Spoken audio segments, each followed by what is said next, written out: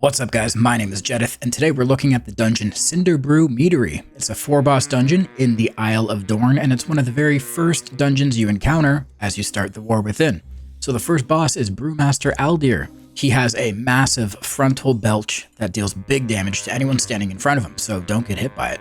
He also casts Keg Smash on the tank for physical damage and knocks them back, causing hot honey puddles to form at the impact. Hot honey is a pool that stays on the ground for 1 minute. It does damage every 1.5 seconds to players standing in it and reduces their movement speed by 50%. Aler will also cast Throw Cinderbrew at random players, which does ticking fire damage over 9 seconds. Players hit by the Cinderbrew also leave a puddle of hot honey, so be aware of your positioning. At 100 energy, Aler will jump behind the bar, and the thirsty patrons scattered throughout the room will start channeling Rowdy Yell. Rowdy Yell does damage every 2 seconds and reduces all players' haste by 25% as long as they're thirsty. So you'll have to grab a mug of brew from the bar in front of Aler and run it over to one of the patrons to stop them from yelling. Once all the patrons have been appeased, you go back into phase 1 and rinse and repeat. And now the second boss, a little wordplay, IPA. IPA will use Bottom's Uppercut on its primary target, doing big physical damage and knocking them back. Also puts a large dot on multiple players that ticks for fire damage every 2 seconds for 16 seconds total. He'll then use an ability called Sprouting Stout, inflicting fire damage to all players for 8 seconds and flinging mead droplets on the ground.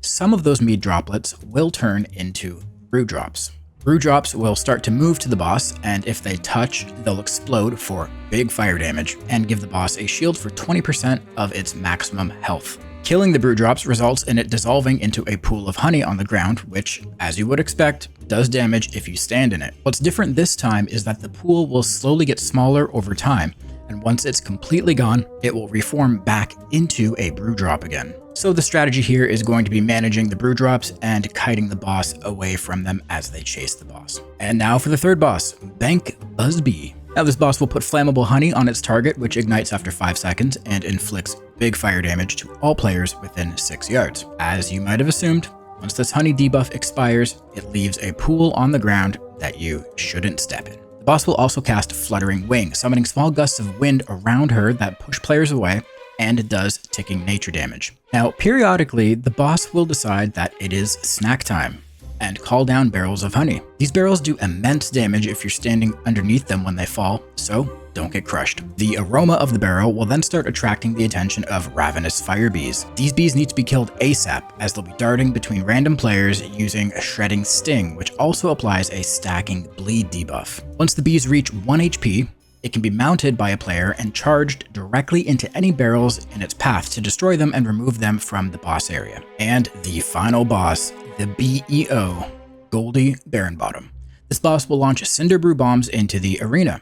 Her weapon attacks can set the bombs alight, causing them to explode. Now, when a bomb explodes, it sends out fire waves, which players need to dodge. A lot like Rashok from Aberrus, if you guys remember that boss. Goldie has a frontal that you absolutely need to watch out for. She will blast all players and bombs in front of her with gold coins, inflicting physical damage and knocking players back. She'll also target players with Burning Ricochet, which puts a circle around whoever it's targeted, making this spreadable to any players and bombs. When she reaches 100 energy, she'll jump up on her BEO desk and start casting Let It Hail, igniting any bombs left in the arena. This is where it becomes bullet hell. And that's Cinderbrew Meadery. I expect this to be one of the best dungeons to date. You get to get patrons drunk and ride killer bees. What more could you ask for? If you liked this video, I'd appreciate it if you dropped the channel a sub. We're trying to get to 30K before the release of The War Within, and we're super close, so your support would be greatly appreciated. Thanks for watching, and if you want to see the full uninterrupted run of this dungeon, check out my other channel. Link will be down in the description, where I upload all of my full dungeon runs. Catch you next time.